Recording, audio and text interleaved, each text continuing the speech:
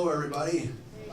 We want to get started on our next program. I'd like to introduce to you immediately so he can get started because he has a lot he wants to tell you, Mr. James Dibert, and please read more about him in the program. So let's all welcome Mr. Dibert. Thank you. Well, I'm going to jump right into it and going to talk about apple whiskey production on the Schaeffer Farm, 1763 to 1807. If you are not familiar with the farm, it's located along Route 501 at Schaefferstown. Now, I want to talk about the fact that there's a parenthesis around the word whiskey. Actually, what they produced on the farm was not whiskey, it was brandy. So the difference between them is that whiskey is fermented from, distilled from fermented grain, whereas the apple cider is technically a wine, and therefore when it's distilled, it's a brandy. Okay, so why was it called whiskey at that time in history?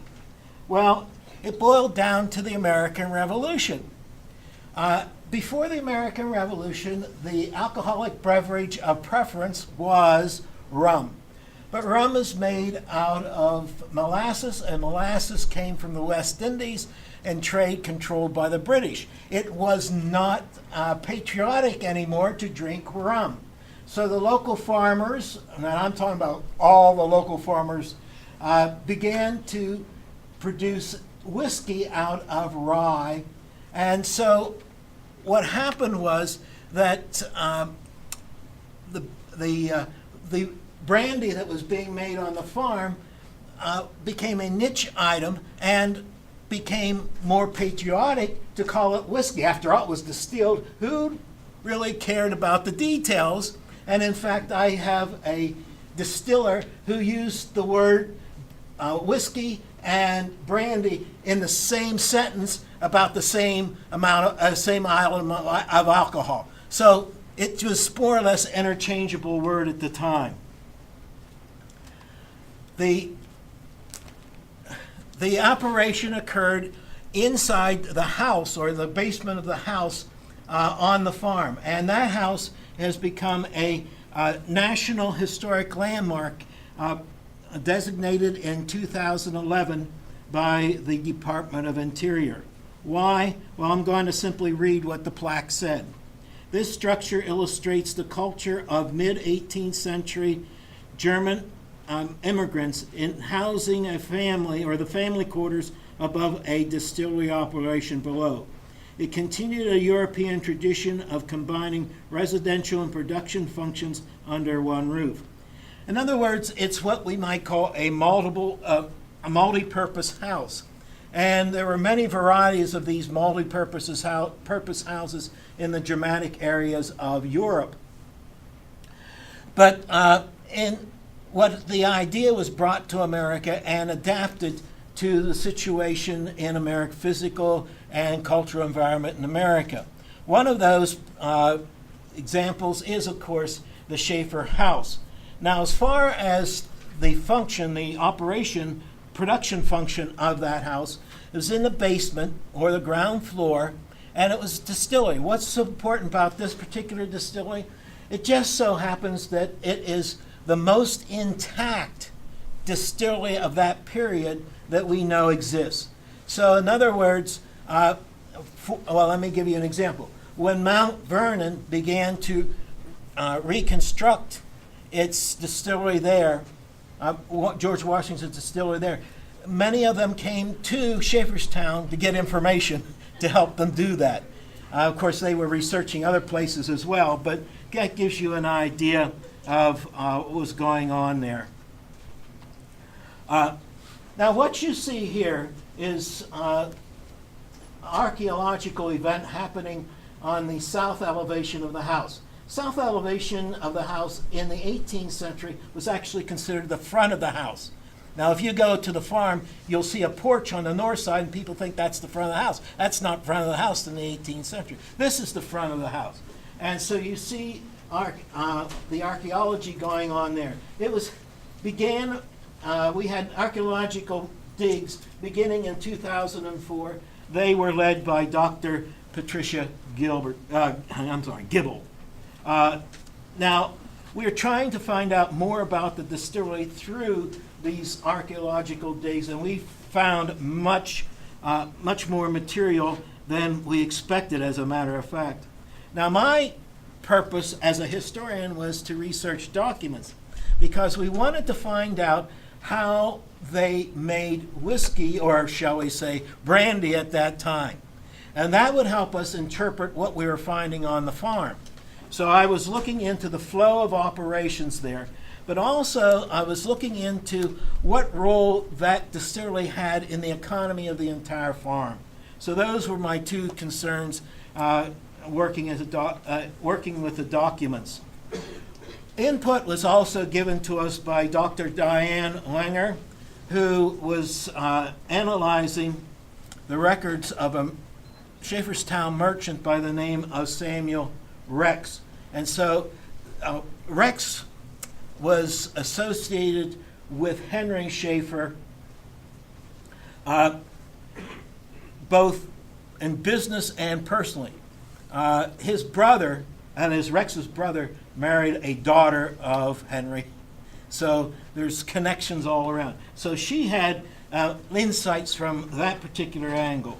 Well, I also utilized the information and knowledge of Alan Kaiser, who is considered a authority on Pennsylvania German material culture. Now you're looking at the west elevation of the house. It looks at first glance like it's a complete building, but in reality, that's sort of deceptive because it's built in stages. And so I'm going to go to a drawing here. This is the same west elevation. But if you look here, you can see this line of demarcation at this point. This shows you that the southern end, or on your right, is the older part of the building, and then the part on the north side was an addition to that. Now, you take a look at the porch here. Ignore the porch. The porch is 20th century. It was added on when people thought the front of the house should be there rather than where it was in the 18th century. So you have these two parts of the house as being 18th century, and it was built in stages. And in fact, it'll be this part, the older part, was built in stages as well, and I'll be getting to that. Now you have a cutaway of the same elevation. Now what I'm interested in here is not the living quarters above, but what's down here below. You have here a fireplace in the ground floor, but that ground floor fireplace is not a cooking fireplace because it's too shallow. It had a specific purpose relative to distilling, and we'll talk about that as we go along. In the northern addition was a domed cellar. Well, that cellar originally was probably used for domestic use because the kitchen is right here up above. Now, even though it was used for domestic use initially, as Henry expanded his operation, he began to use this for a different purpose as far as the distilling operation is concerned. And again, we'll be discussing that as we go along. Here we see the layout of the ground floor. This area, number one, of course, is the distilling room itself with the fireplace. What's number three is the domed cellar. And number two, and we'll be talking about that too, and I'll explain its purpose, is the annex that was added on to that cellar. Item number four up there is a frame kitchen that was put on there again in the early 20th century and is not part of the original 18th century building. Go to Alexander, who was the person who started the distillery. Alexander was not a distiller. He was not a farmer. He was an entrepreneur and land speculator. He arrived in America in 1738 from a small town near Heidelberg. By 1758, he began selling town lots, and this is the layout of the town lots that he was selling there. At the same time, in 1758, he purchased a farm which was adjacent to his town, and that is in the southwest corner, or the lower left-hand corner of the drawing there. So the farm is down here. Now, Alexander owned in the town square a mercantile store and a tavern. So he stayed there. He lived there at his tavern and store for no other reason to keep an eye on his liquid investments there that he was selling. Well, anyway, what he did was on the farm he had an orchard growing, and the distillery operated. But he had hired help to do that. He did not, we think, do that necessarily. Okay. And I forgot to flip here. This is where the store and tavern was on the square. Of course, this is recognizable today as the Franklin House. The mansard roof, however, was added in the 1880s. Now, this is a very old picture, but it's the only picture that we know that has the tavern and store with a gabled roof over here.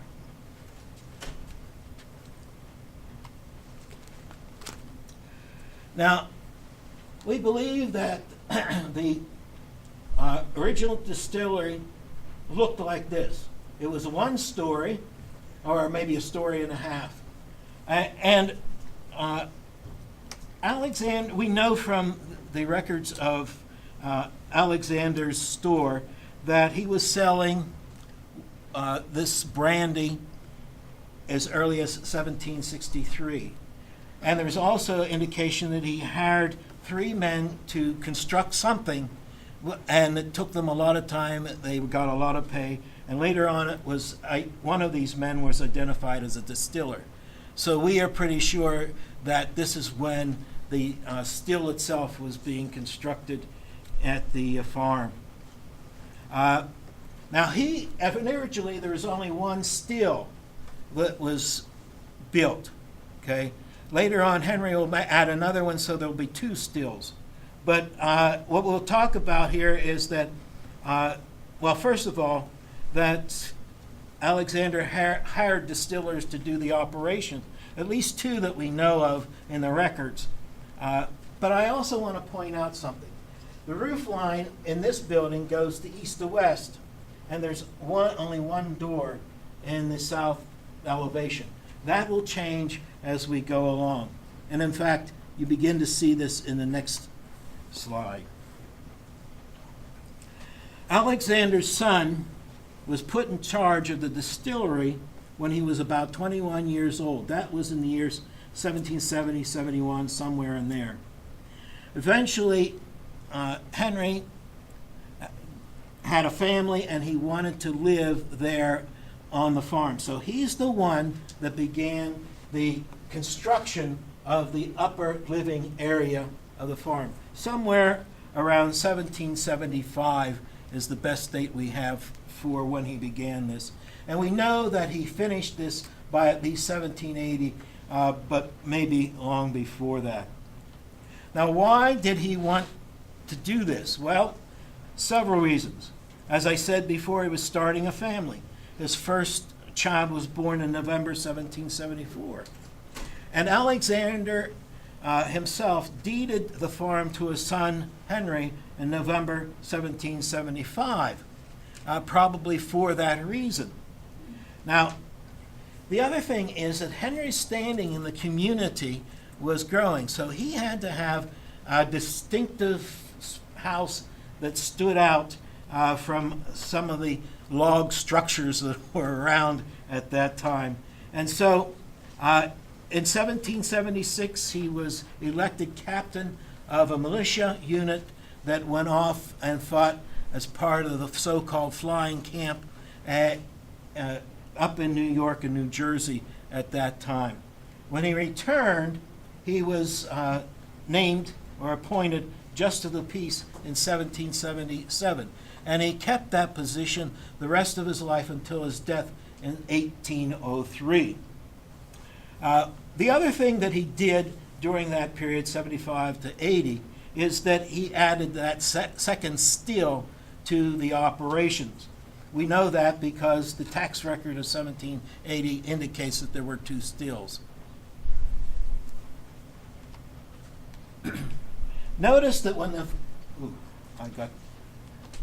Okay, here we go.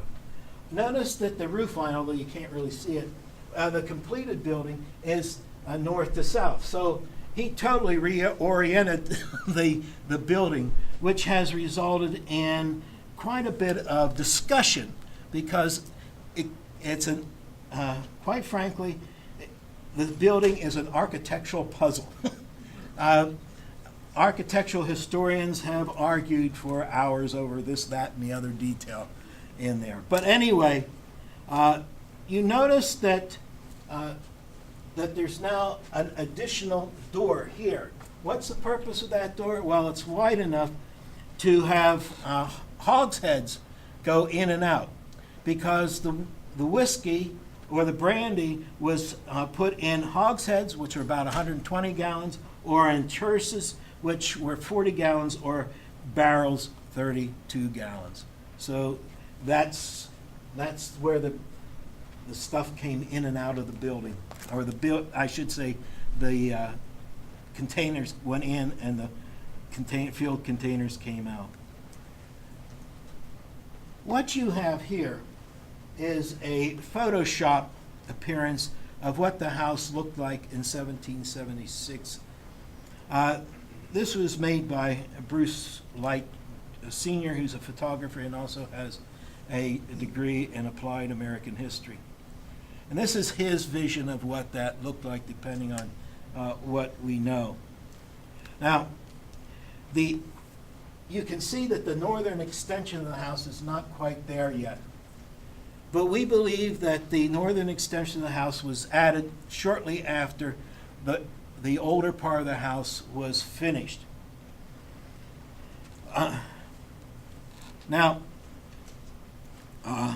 Okay. Now, the next building projects that Henry entered into occurred about 1786. And the reason for this is the year that Alexander died. And Henry inherited the town and all of the assets that his father had. So he now has the money to expand his operation in different ways. And so he began building a number of buildings with stone. One was the pigsty, as you can see there. Now, it's interesting because at that time, pigs generally ran free. Very few pigs were put in pigsties, let alone a stone pigsty. They were let out to forage for themselves. If they lived near an orchard, they ate the fruit there. If there was a distillery, they lived near a distillery, they ate the byproducts of of the distillery. In fact, there was no cost in taking care of pigs. So why the sty? Well, the configuration of the sty indicates that he was using this for breeding, which is, again, very unusual. He wanted to increase the quality of his pork output. And he might have sold somewhere between 4 and 5 hogs a year, and he sold them at 4 pounds apiece. Now, that doesn't sound much today, but that was big money. And so this was one source of wealth. So he had the distillery, he was getting fees as a justice of peace. He's now selling hogs. He sold them on the hoof because it didn't pay him to butcher him before he did so. The second thing is the smokehouse he built at that time. Now, this was totally for his own use because again, there was no point in slaughtering and smoking the hogs or anyone else or anything else to sell. So this is just the fact that he wanted, since he had lots of pigs, not only to sell but for his own purposes, he wanted a smokehouse of his own rather than hanging it in the chimney, as many did at that time. Another thing that he bought or built at this time was a barn. Now, this barn we know was built in 1786 because we have a date stone with his initials and the date on it, on the foundation of that farm. Unfortunately, that barn burnt down in 1890, but we still have the remnants of that. He also built a red clay tile kiln, so he was in the business of making red tiles as well. So he was really expanding, and he was an entrepreneur much like his father, and his business was expanding all the time. Okay, so as far as we can determine, this is what the farm looked like during Henry's time. The brown here is the lane that goes up to the main street in Schaefferstown. The red here items are the stone buildings that still remain on the farm, the ones that you saw pictures of. The brown here, here, and down here are actually, might call replacements. This is the replacement barn here. This is a replacement of the garden, of the kitchen garden. Down here is a replacement of the spring house. I'll talk more about the spring house a little bit later on. The green shows you here, this is approximately where we believe the kiln was, but we're still hunting for the actual site of that. But we're pretty sure that a apple mill, which I'll talk about in a minute, and the cider press were at these two locations.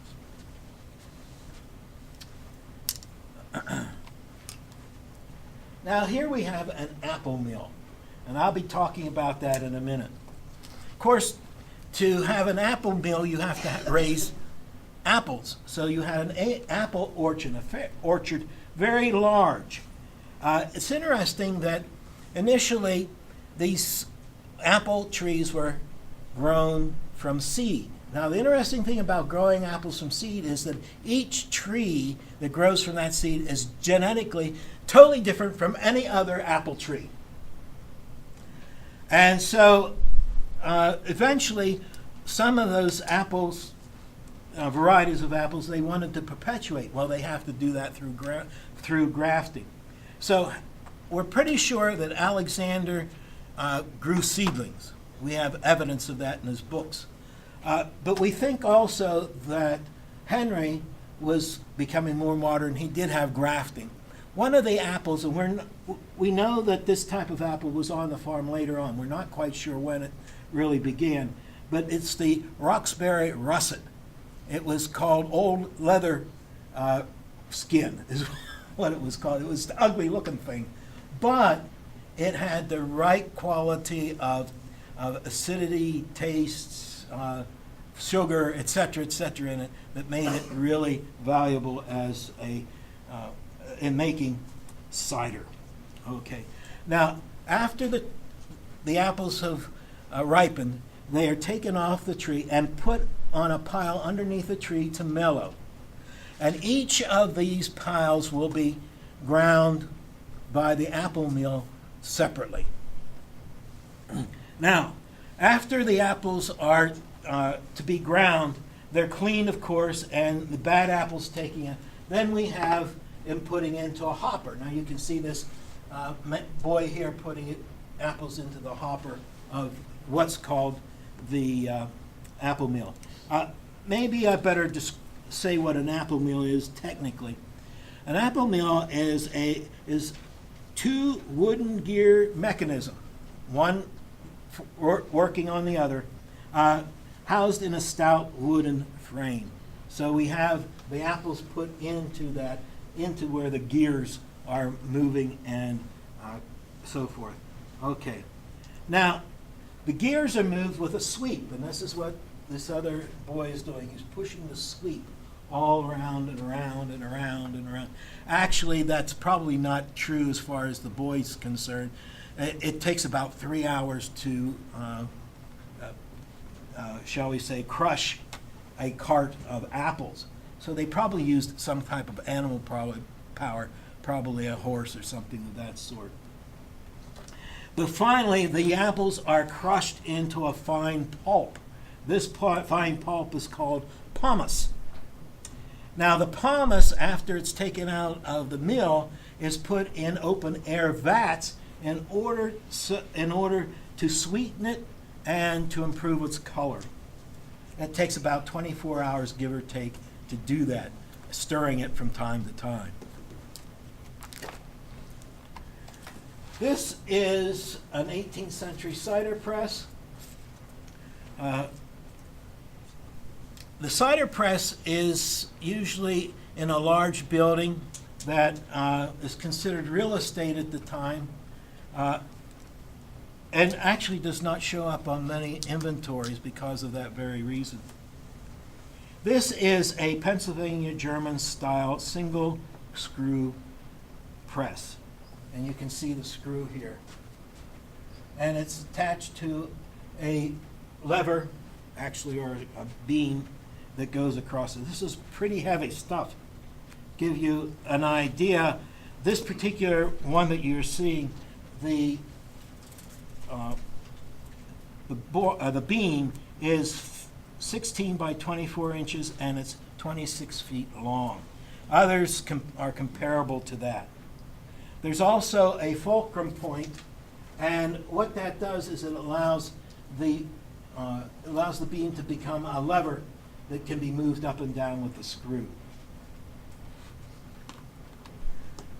In making the cider, the next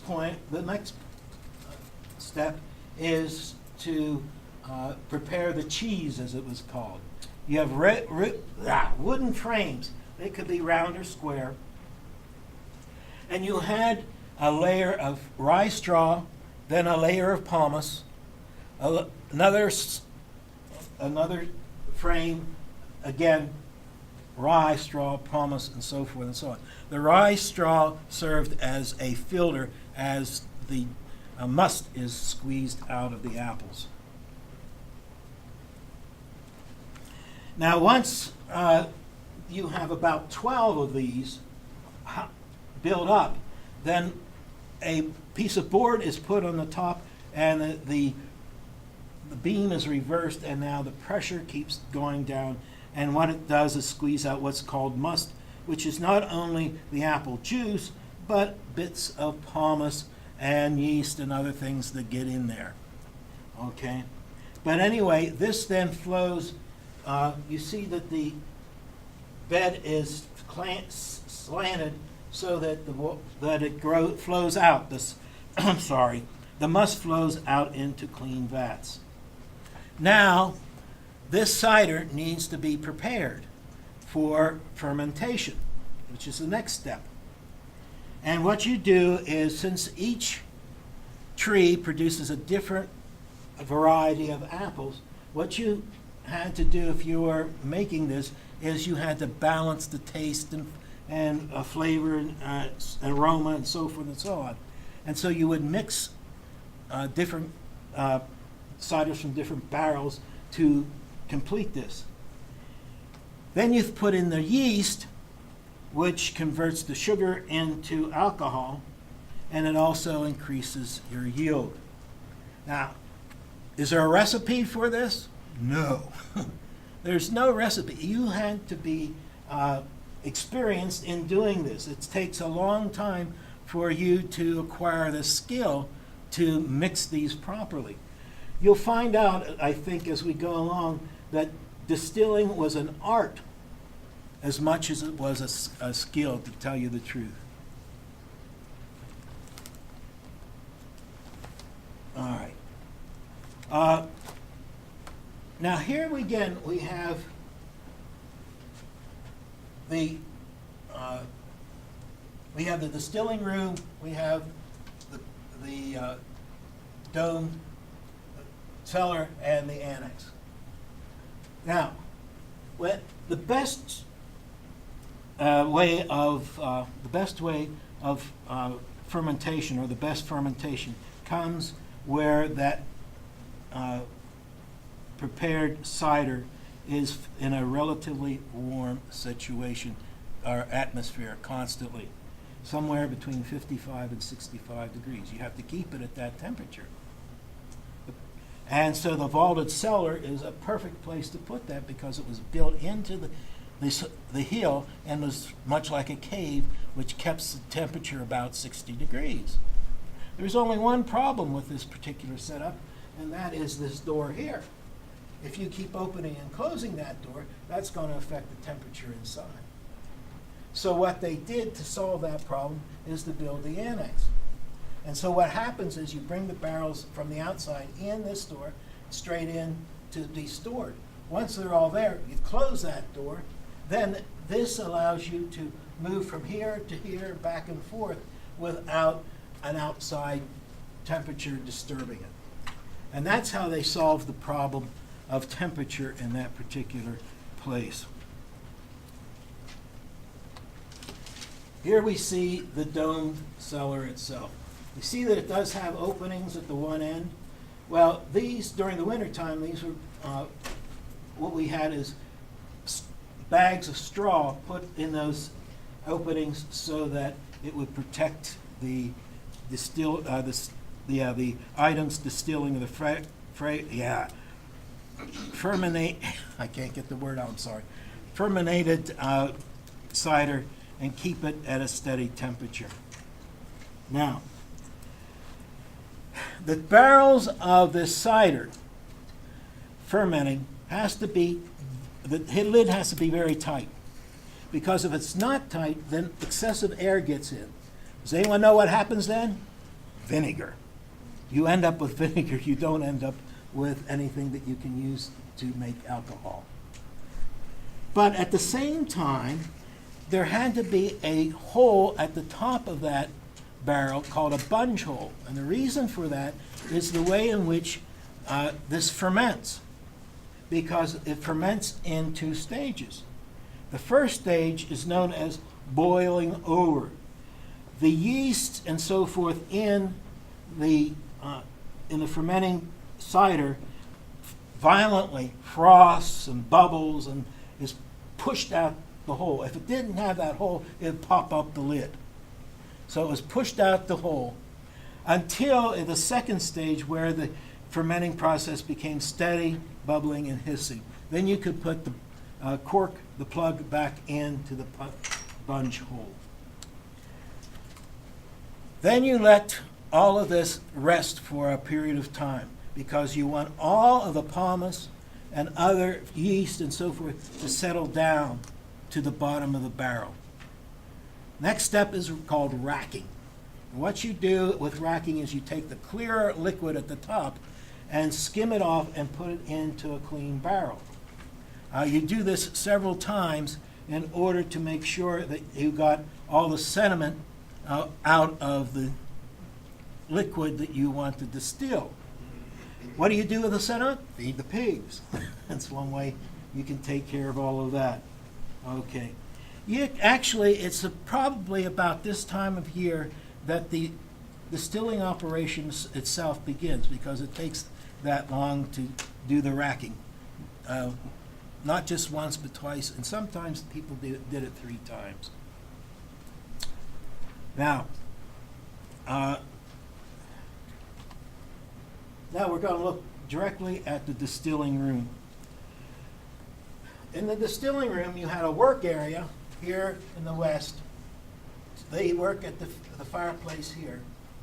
Then in back of the fireplace, up against the back of the wall there, you have steels represented by the circles, and what's known as fireboxes represented by the squares. Then you had another work area over here. You had, of course, pathways here and here to move back and forth. You had this door, the purpose of this door is to bring in wood, hardwood, oak if at all possible, to get, to burn that wood down to hot coals. It's the hot coals that are put into the firebox underneath the stills. The other door, of course, as we said, is the door that you can take the filled barrels of whiskey directly out to your wagon or what have you.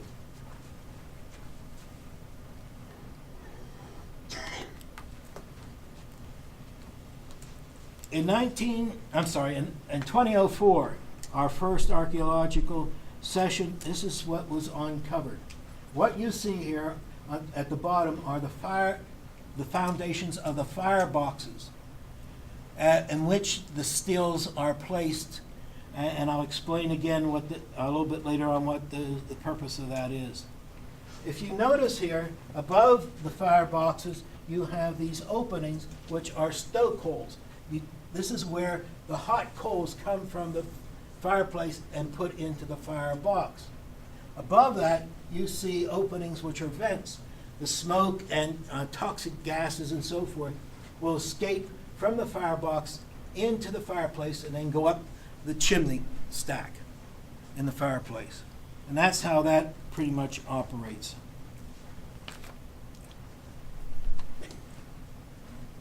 A typical steel, copper steel, is made up of three parts.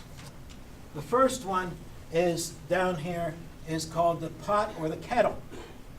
Above it's called a head, and there's a tube that tapers to connect with what's called the worm. It's a coil a copper coil that goes, it actually sits in a tub of cool water. Now,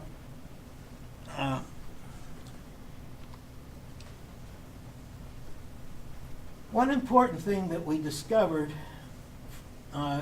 in the original digs was that we found plaster scattered all around in relationship to the fireboxes. What was that all about? Well, we came up with the answer. This is a 1930 photograph of a still. It's very poor, but what we can see here is the still is in the firebox here, and the copper part of it, the top of the copper kettle is up here. But what you see is it's plastered over. And the reason they plastered that over is to keep the heat in, so that the heat wasn't escaping through the copper top. And so we figured that out. I say we, but I think there was other people that figured out faster than I did. Okay, but anyway, so we now know pretty much how this thing was set up. Here we have a drawing by Jan Taylor representing how we imagine this distillery looked at the time that Henry was operating it. The right-hand side of this is a cutaway so you can get a better idea of what's going on. Now, why is distilling possible? For a simple reason. If you heat the fermented apple cider, the alcohol vapor rises faster than the water vapor. So what comes off first is the alcohol vapor. It's caught by the head. It is directed towards the coil. The coil is in the water. It goes through these coils, and as it does, it condenses. When it gets to the bottom, which is over here, you have a funnel, drips into the funnel and into a barrel. And that's how the process occurs at that time. Well, by the way, the door here in the front of it is where you get the ashes out, so you have a continual operation. The coals go in the back of the firebox, and the ashes come out in the front. Here we have a closer look at the fireplace operations. On the left, you have the stoke holes. On the right, you have the fire vents. What you want, if you're a distiller, is what's called a slow run. If you have too much heat underneath the fermented cider, if you have, wow, did I start with too much or too little? I'll go back. If you have too little heat underneath, then the vapor doesn't come off. If you have too much, then you have impurities mixed in with the vapor. You have to have it just right temperature constantly, and it has to go very slow. Again, you just didn't wake up one morning and say, let's start a still. You had to have had a lot of experience, a lot of training, years and years before you can actually do this. Because again, there's no temperature gauges. There's nothing except your own experience to tell you how to do this. It's just amazing how much they knew in those days. I never cease to be amazed by that. Now, one of the other problems that exist is that acidity retards the evaporation. And so each time a pot is used, it must be thoroughly cleaned. And that's why you have this item here at the bottom. It's where the waste and water can get out of the kettle and be put in buckets, often on the floor, so forth. Now, let's see. So where does the water then go? It's on the floor. Where does it go? Well, it goes here. Here's the south picture, or drawing of the south end of the house. Right here you see a little opening underneath the middle window. This is a picture of it. It's pushed out this hole, but where does it go after that? Well, it goes into what's called a settling basin, which is right outside of that opening in the wall. Why the settling basin? Because if that water just rushed out onto the ground, you'd have nothing but mud. Okay? So what happens is that the water goes down into the settling hole. And by the way, the archaeological dig found this in the second season, and actually figured it out in the third season what it was.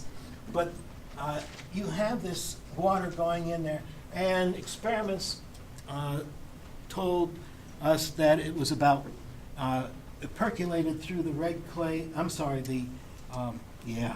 the clay at about 15 gallons per hour.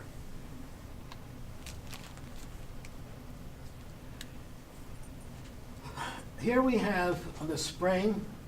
This is a spring house that's put there by Historic Schaefferstown. This isn't the original one. This was built in 1810 near Myerstown, was brought to this location. But we do know that there was an original spring house there.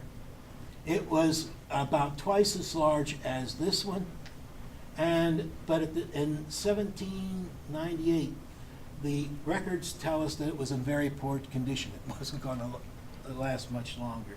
Nevertheless, this is where the water came from. Why do they need water? We already said to clean the vessels, but also to temper. When you have alcohol, fermented alcohol fermented cider in the barrels, it's only about 10% alcohol. After you rectify it, that is, after you take the original run, you still have